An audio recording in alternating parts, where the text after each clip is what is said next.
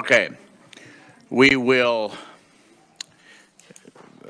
if you had a moment to review and approve, review the minutes from last week. They were sent out Monday morning. So if they've been reviewed, ask for a motion. Representative Newland. Thank you, Mr. Chair. Yes, I would move we accept those minutes. Move, seconded by Mosier. Any discussion? All those in favor signify by saying aye. Aye. No, same sign. Motion carried. That's right. You got to speak up loud and fast with me. So, all right. Okay. We will have discussion on and action on bills previously heard. And so we will start off with House Bill 2530. And Kyle, we would ask you if you would just do a quick reminder of what that is and if there are any amendments. Thank you, Mr. Chairman. As you'll recall, this bill did mostly just two main things. It would state that a food product will be deemed misbranded if one of two things occur. One, if the label of a meatless food product contains an identifiable meat term and does not contain certain qualifying language. And then two, it could be deemed misbranded if a food product falls under the definition of imitation, and in the label, the word imitation does not immediately precede the name of the food being imitated. Thank you, Mr. Chairman. Okay. Committee, what do you want to do with this bill? Representative Mosier. Thank you, Mr. Chairman. I move that House Bill 2530 be passed out favorably. Second? Seconded by Smith. Discussion. Representative Shue. Thank you, Mr. Chair. I'll be quick. I know how this is likely to go today. I just think it's an unnecessary bill. I don't plan on supporting it. I think it's especially ridiculous that the line in the drain has been drawn at the term plant-based. I don't think anybody in the world is confused at what that means. I don't think anybody is misbuying these products for what they perceive it is. So I just want to say that on the record. Thank you. Thank you. Other comments? I missed a hand. I didn't. Okay. Cyward is not here. He is on his way. I will be. Oh, well, absolutely, Representative Carlin. Moment. You just be yourself. It's my understanding. I mean, we. Okay. Oh boy, you don't really know me, Ken. It seems like there's been some movement on this on both parties, and I've not talked to everyone in the room, but it seems like there's been some agreement and some movement to make this better. So I can be in support of it. Thank you, Mr. Chair. Oh, Representative Probst. Mostly just to buy Representative Cyward some time. I wouldn't want him to miss this vote because he told a very sad story last time we heard this bill about him accidentally buying some plant-based burgers, and I know how important it is to him. I'm glad to see that there was some work done in the last couple of years on this bill. I guess I'd be remiss if I didn't point out the irony that we are, one, inviting federal overreach, and that's kind of the purpose of doing this, is that we can create a patchwork of legislation across states so that we can actively invite federal overreach to decide this. And the other is that we're creating a labeling requirement for something. While we might get the opportunity here, it might hurt your pride a little bit if you buy the wrong thing, but certainly isn't dangerous to anyone. No one's going to be harmed if they accidentally buy something that they thought was something else. So I didn't buy enough time, though. He's still not here. Representative Minix. I appreciate the comments. Thank you, Mr. Chairman. Appreciate the comments from all parties here.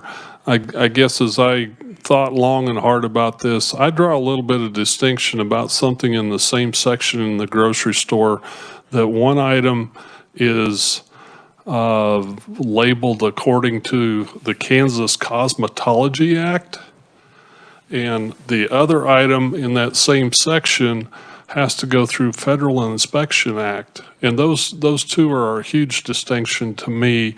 And I really honestly don't believe that most of the consumers understand those differences.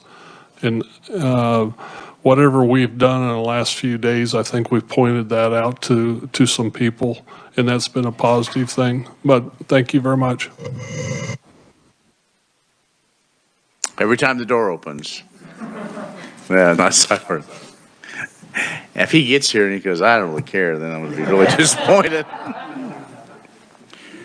Well, and again, thank you, and we know this isn't going to be unanimous, and but to give the opportunity for a hearing, I think, is one that our livestock producers, need in Kansas.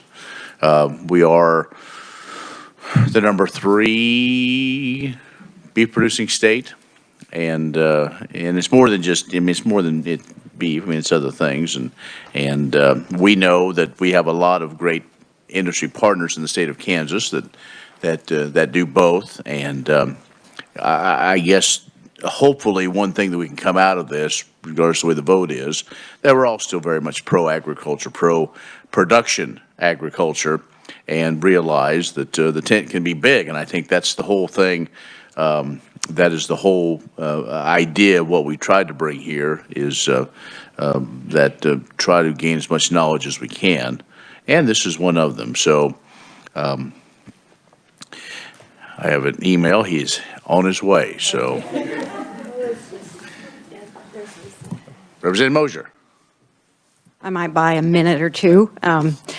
It's been said that imitation is the sincerest form of flattery. And although they can try to imitate the meat protein industry's products, I will never believe that fake meat will ever pass the taste test. And I believe with agriculture being the lifeblood of the Kansas economy, I'm very adamant that a transparent truth process in labeling needs to be told about those products that try to emulate ours. So I'll be supporting this, and I would ask you to consider the same. Thank you, Mr. Chairman. Thank you, Representative Jacobs. It's good to see you, Joe. Thank you, Mr. Chair. The only regret or sad thing I see on all of this is that we have to have a bill to make a company or make somebody actually tell the truth. And that's the sad issue of things, is that here we are in politics and we want to talk about truth. And sometimes I make this little saying, here we are in the Capitol. The only thing that actually tells the truth is not the politicians or the lobbyists or the special interest groups. It's actually the stairs. Because if you use the stairs will tell you every time how out of shape you are. So I'm the reason why there's paddles at the top of every stair. I'm just... All right, so I think we've done enough damage, and appreciate the audience, and we're very appreciative that Representative Seibert has now joined us.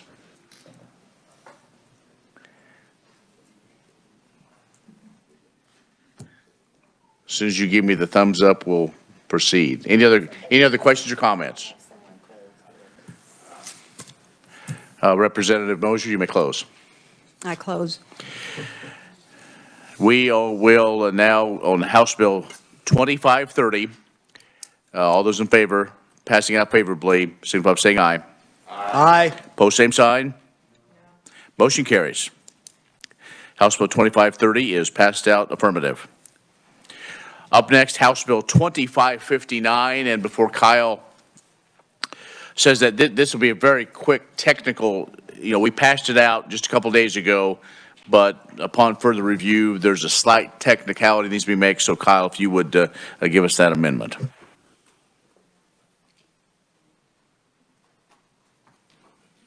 And as we do that, do we have a motion? Representative Smith? Not yet. No, that's not you.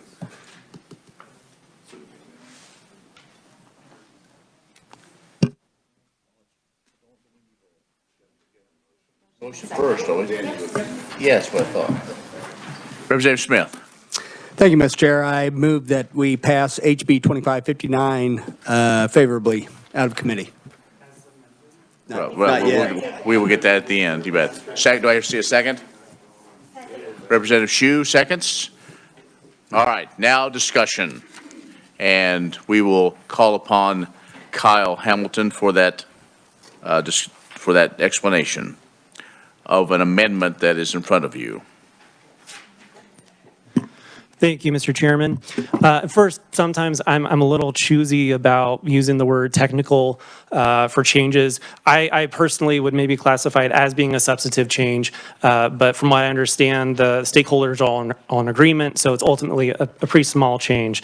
It regards how the board members of the new Kansas Cotton Boll Weevil program would be appointed or elected. Under the current language that we had in the bill, they would be elected at the annual meeting of the Kansas Cotton Association.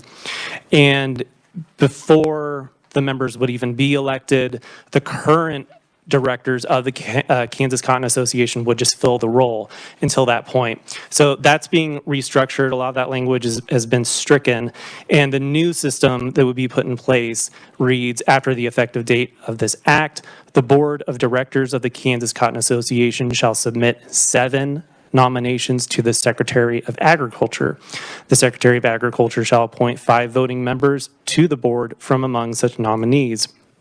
And then the next balloon discusses if there's a vacancy. So upon a vacancy in the board or at least 30 days prior to the expiration of the term of any voting member of the board, the directors of the Kansas Cotton Association shall submit 7 nominations to the Secretary of Agriculture for each such vacancy or expiring term. The Secretary of Agriculture shall appoint a voting member to the board from among such nominees. Thank you, Mr. Chairman. Thank you, Kyle. And I am sorry, I was remiss. I move, no, I have an amendment, and now, I should have said that beforehand. So now we go. Discussion on the amendment. Yes. I understand what we're doing here, and we're setting up how these members are appointed, and that 2 of them will serve 2-year terms, the rest will serve 4, but how do we know which 2? Are they going to draw straws, or do we know? On the back side of that. 2 of the board members first appointed after the date of this act shall be elected for 2 years. So how do we know which 2? How does that, is that by a vote count? Essentially, from what I understand, it would be up to the discretion of the secretary. Whichever of the nominees are first appointed, they would have the staggered 2-year terms initially. I wonder if we could add just a couple of words to say, if I understand it right, there's going to be 7 members nominated, and at the meeting, the board or the association is going to vote on the 7. So I would say, could we have them be by a number of votes? Because there has to be a way, you know, who has a 2-year term and who doesn't. So, I mean, if you have 5 elected, the first 3 vote getters would serve 4 years. The last 2 would serve 2 years. I mean. It's typical, I think typically it's, you know, once those appointments are made, it's kind of defined on who. In the future, they're going to rotate. But right, but even in any of these type of things, you do that so they're not all coming up for expiration at the same time. That's right. So to me, it's becoming more confusing. I don't think it's more confusing, sir, because somebody's going to think they have a 4-year term that maybe just has a 2-year term. And, you know, you don't need to have people's hurt feelings over this. Just by the number of votes cast or received, just make it simple. Don't put a lot of words in there.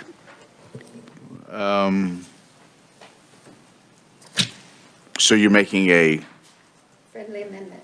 okay, Additional amendment. all right, is there a second? Okay, second by Shu, okay. Representative Murphy. I'm just going to say, it says initially they're appointed. So once they're appointed, then it'll be, subsequent to that. So I would think when the appointment's made, it'll be determined who's to and who's for. I say the initial are appointed. They're not elected. To clarify, the language is being changed so that the references to elections is being removed. The members would be appointed by the Secretary of Agriculture. So the only remaining election would be, once the board is established, the board itself elects someone, their chairperson. But that's internal to the board itself. These members are just being appointed by the Secretary of Agriculture. I beg your pardon, I thought I read that differently. I must have been reading the earlier language. Thank you. I withdraw that. That's fine. Okay. Thank you. And Representative Shue agrees. On the bill, Representative Probst, you want to talk on the bill? Or? I mean, I don't want to belabor it, but I do want to make sure that we're accurate here. We're going to, and I want to make sure I understand it. So I'll submit myself to sounding stupid here for a minute. Secretary of Agriculture is going to appoint 5 members. That's what happens? Yes. Out of the 7 nominees. And they're going to get appointed by the Secretary of Agriculture. And when they're appointed, the first 2 are going to serve 4 years. And then the subsequent appointments serve 2 years. Opposite. Two of the board members first appointed. 4 years. And then 2 of the board members serve 2 years. Is that decided by the Secretary of Agriculture? Yeah. Who? Okay. And that's on other boards as well. When the Water Authority first got set up, it was tiered like that. There may be, it's a selection process, and that's what happens. So to me, it's pretty boilerplate. So the idea was to have 7 names, so more than just 5, so there was a choice if that needed to be. And I like that. And so, Representative Shue, do you have a comment? Or no? Okay. And again, I want to remind the committee, this passed out, no problem, other than it was perceived by outside counsel, if that's the best way to put it, that we were giving this board regulatory authority. So cotton growers were regulating themselves. And Kansas Constitution says you can't do that. You have to go through this process of what it is with the secretary doing the appointment. Right? Clear as mud? Representative Orr? Well, for my own edification, I don't understand. So he appoints them, it's okay then what, how are they replaced in future days? That's within. And I don't mean to confuse the issue, No, but the secretary is the government official that has the authority to appoint rather than the members of the association. Okay. So 4 years from now, what happens? The secretary still in there? Yeah. Oh, it is? The secretary will stay on, It's in the second balloon Yeah. on the first page of the amendment. Where? Upon a about line 35 on the first page. yeah. Upon a vacancy in the board, or at least 30 days prior to the expiration of a term, the process essentially repeats itself. Thank you, Kyle. I get it now. It's fine. Representative Smith. At the risk of beating a dead horse, page 2, line 7 and 8, begins with appointed, and then says this act shall be elected for a term of 2 years. So we struck it in the first line and left it in the second. How do I read that? So that should be changed. Thank you very much.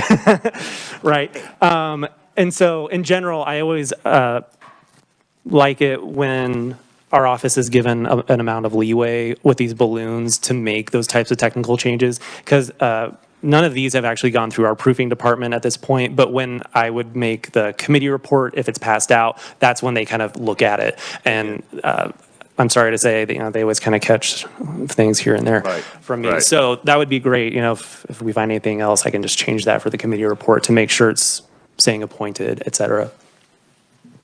I think so. We'll go ahead and fix that right now. Well, it'll be, that's a quick technical fix that can be done, taken care of. Other comments?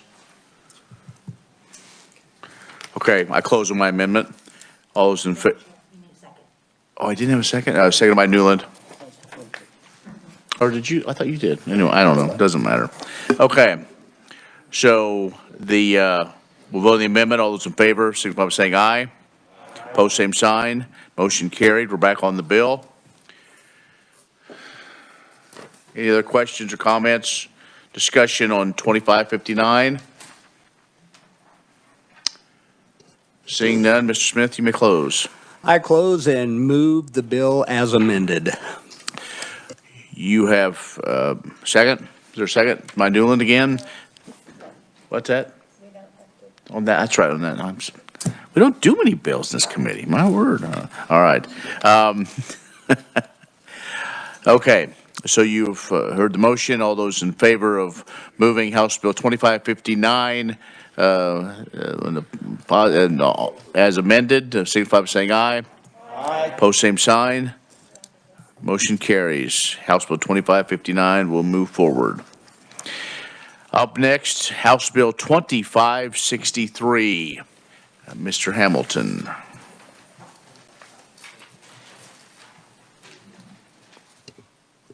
Mr. Chair, Yes. I move HB 2563 favorable out of committee.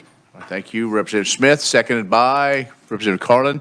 Okay, Mr. Hamilton. Thank you, Mr. Chairman. So you'll recall that this bill amended 3 separate acts. First, it amends the Kansas seed law to make numerous technical changes, establish new labeling requirements for certain seeds, and it updates provisions relating to unlawful activities and penalties. And then 2, the bill amends the Plant Pest Act to restructure licensure of live plant dealers. Certain individuals who are formerly exempt from licensure would need to be licensed but would pay a reduced fee. Certain individuals would not need to be licensed but would need to be registered.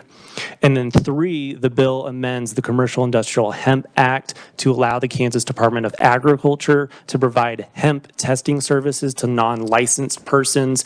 It would remove the old research program from statute, create an advisory board, and allow the secretary to require fingerprinting and criminal history record checks for employees or potential employees of the department who would oversee industrial hemp.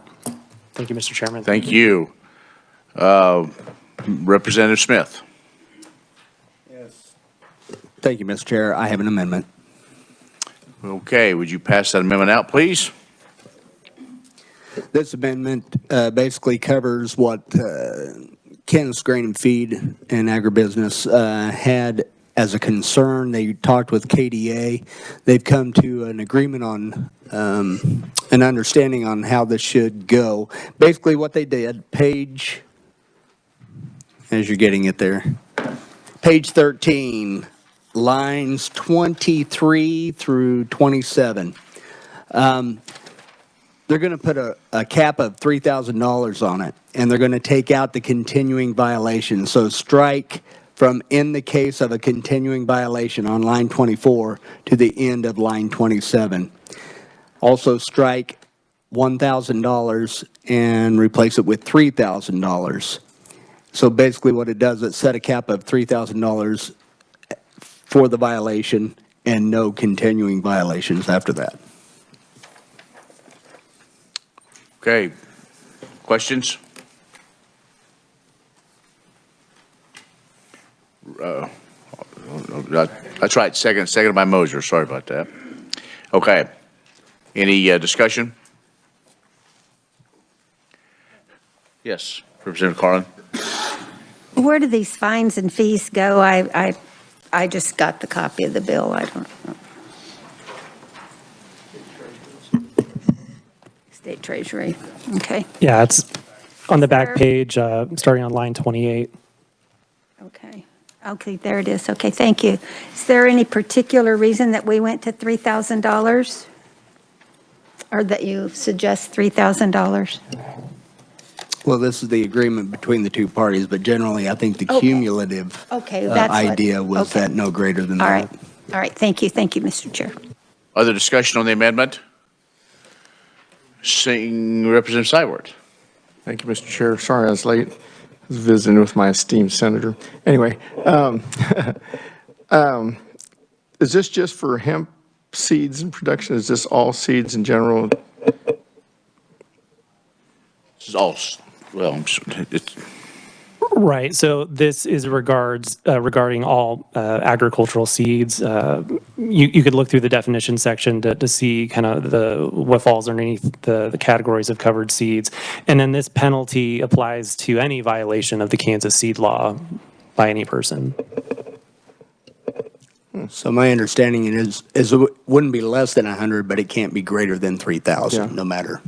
Well, I just was wondering if that applies to then producers that are raising certified seeds and treat it for that things then also. Because there's, a lot of farmers that raise wheat and sell it, as long as it ain't a protected brand.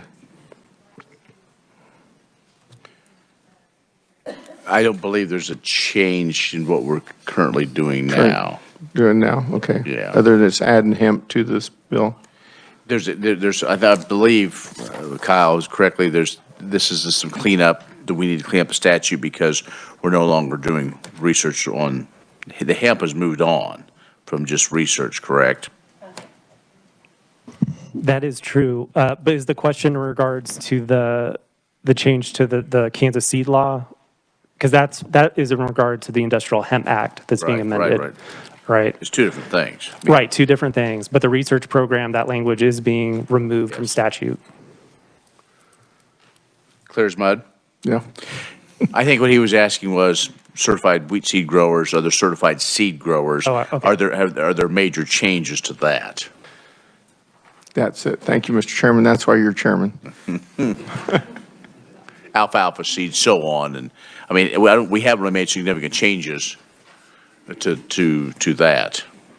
I'm going to search through the bill really quickly because I believe we retained a definition because it's still being used in the bill, but it's mostly fleshed out in rules and regs. Is Titus here? Mr. Titus, Mr. Stuckey, somebody want to comment on that? Make sure we're not, I don't want to give out the wrong information.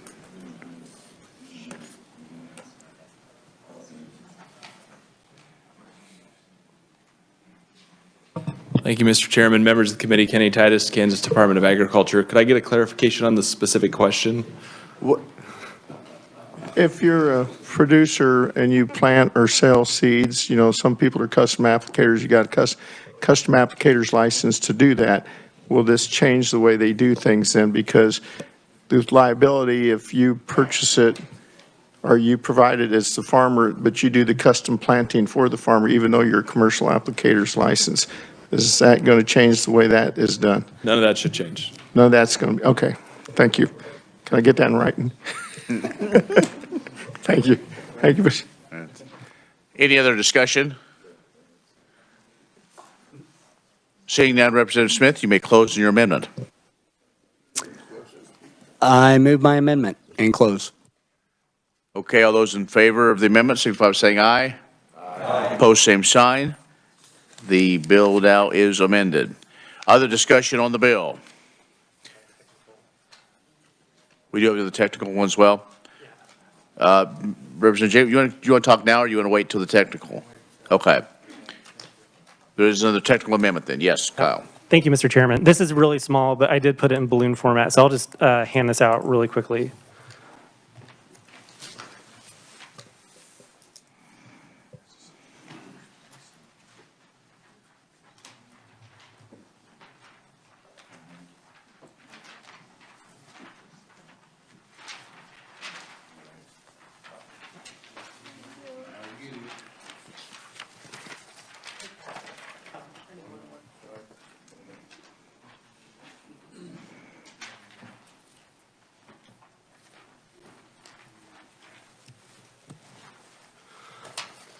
Thank you, Mr. Chairman. So in the bill, in the Industrial Hemp Act provisions, one of the changes is that the Department of Agriculture would be authorized to require fingerprinting and criminal history record checks for employees or potential employees of the department who oversee the regulation of industrial hemp.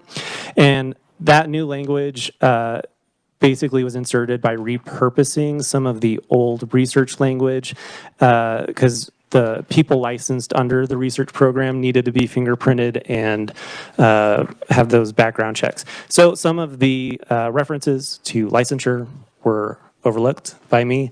And so this just scratches those out and inserts employment so that the language all works together a little better. So again, with this, this bill, I would appreciate leeway from the committee if permitted, just in case we catch anything else like that. We can make those changes in the committee report itself.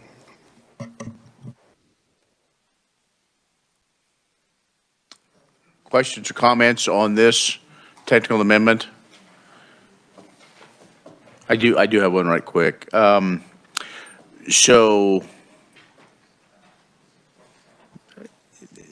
it says secretary may require. So that's the thing where not necessarily fingerprint, but if the secretary deems it appropriate, then that's the change we're making rather than for taking out licensure and employment. So it goes to the employee rather than the license holder.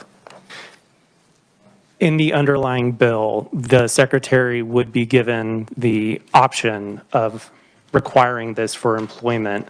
And the only thing the balloon is changing is just the technical changes to make sure those old references to licensure are being changed to employment, because that's what we're talking about here in this context. Okay. Any other questions or comments on this technical amendment? Since it's technical in nature, we'll just if it's all of the committee, we will just accept that. Okay, Representative Jacobs. Thank you, Mr. Chair. If everybody would turn to page 11, if you have your bill with you, in section 6, if you want to, we see some fees that are there, and we see some fees that have been stricken out. I would actually like to bring back, instead of section 6, starting on line 41, it says, and shall pay a registration fee not to exceed $300. That's where the cap's at, $300. And then the stricken language is, the current wholesale registration fee is hereby set at $175 and shall remain at the amount until changed by rules and regs of the secretary. I would actually like to bring that language back in to bring the fee back to $175. I do not have a written out amendment, but I figure. All right. Is there a second? Seconded by Fairchild. Discussion, and I may, since this is a bit of a change, I may ask Mr. Titus to come, but go ahead and continue your explanation, Representative Jacobs. Well, that's one part of it, and then when you turn to page 12, starting in line 5 and 6 and 7, again, each retailer shall register with the secretary and shall pay a registration fee of not to exceed $30. And then the stricken language is, the current retailer register fee is hereby set at $10 and shall remain at that amount until changed by rules and regulations of the secretary. So what it does, right now, current law is $175 and $10. That's what it's set at. That's what I would like to remain it at. Not at a cap of $300 or not at $30. Just keep the lower prices. All right, so again, and I don't have the bill in front of me, I'm sorry, I'm reading my computer. So the way I understand and Mr. Titus, you might want to come to the microphone, is the language is written to where that the cap is 30 instead of 10, could be up to 30 and then up to 300, correct? Yes, sir. And okay, that's what I kind of thought. So, okay, could you give some explanation maybe of why those fees are changing? Yeah, Kenny Titus, Kansas Department of Agriculture. So that's actually, the reason we struck that is because it's out-of-date language. So I believe that statute was passed with that language in 2004 with the $175 limit. We raised that several years ago to the larger number. It's 250 now by regulation. So we've already moved it past that initial cap, but we're under the 300. So we just were cleaning it up. It didn't see any reason to keep that language because we've already enacted a regulation to raise it above the 175. Okay, that's a good clarification. Well, is there a reason why we can't bring that language back? Reel back in those fees? To suggest us to lower our fees? Yeah. Back to 175, I'd have to ask. We have program staff here, but we'd have to look at the budget to see if it covered expenses, but I suspect it would not since we raised it several years ago. All right. You ready, or you want me to go to Representative Shue? Okay, Representative Shue. Thank you, Mr. Chair. My understanding is that the 175 was never really intended to be a cap. It was just kind of what it was set at the beginning, and then over time, inflation or whatever, it gets raised by rules and regs. So even if we put those back in, it would just kind of reset it at 175, but then going forward, depending on how the constitutional amendment vote goes, I guess, tomorrow, the secretary could eventually raise it again with rules and regs again as inflation comes up. So I guess we could. I don't know that long term it would change that much other than just keeping the cap at 300. Just my thoughts. Representative Jacobs? And I understand that, and I thank you for the clarification, considering that wasn't anywhere here in the bill that we're looking at. But I think that's one of our problems as lawmakers and policymakers is that we continue to raise prices, and then we wonder why inflation and, it's a vicious circle that the dog bites the tail. So I yield back my time and take back my motion. Thank you, Mr. Chair. Okay. Okay, point is taken, and I think I will, and part of this change, didn't it, when we went from research to full-blown industrial? If I remember right, when we worked this bill last year, that those, can anybody else remember that? I think it was either industry standard or something, because there are different fees associated now when you're in the full production rather than just research. Is that correct, Mr. Titus? So this was actually raised with stakeholder input, and it actually pays for an additional FTE that's used for the seed inspections. That's where about the fee increase came from. That may not have been your exact question, but. Well, I know it was part of the conversation. I don't remember. I'm sure Representative Jacobs had the same questions last year too. No. Because I remember we had that conversation because of kind of the same thing, and there was, and maybe it wasn't this particular fee, but there was something that had to change when it come to some of the fees because it was becoming commercialized. Then it was different than It would have been the grain warehouse program, yeah. Maybe that's what it was. Okay.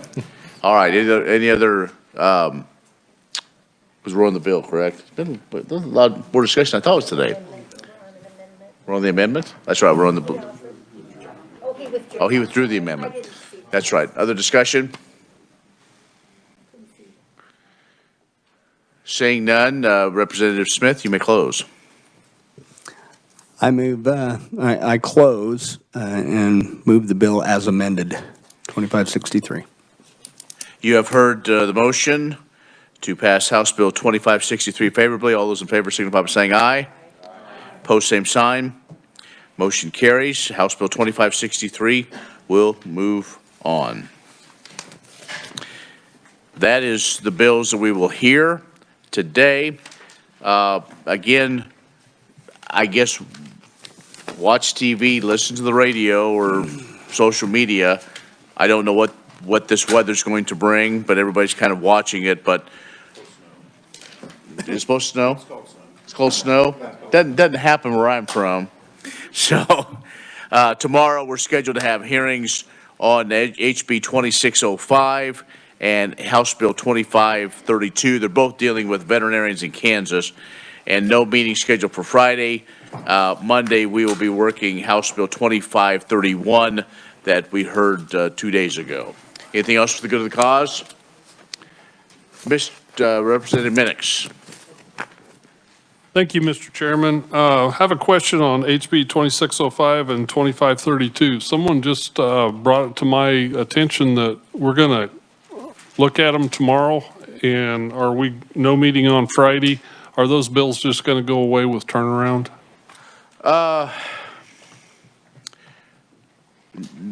Well, I don't know. What we'll do on I believe the agenda for next week says may work bills previously heard. So we will probably I'll make that determination after the hearings to see if we will work those on Monday. So yes, Monday is the last day, and then we do 3 days on the floor. So Right. so that's kind of the plan right now is kind of based on the mood Thursday, and if we want to do it on Monday. So we look forward to input. Thank you for the clarification. Yes, thank you for bringing that up. Anything else for the good of the cause? Seeing none, we are adjourned. We'll see you tomorrow.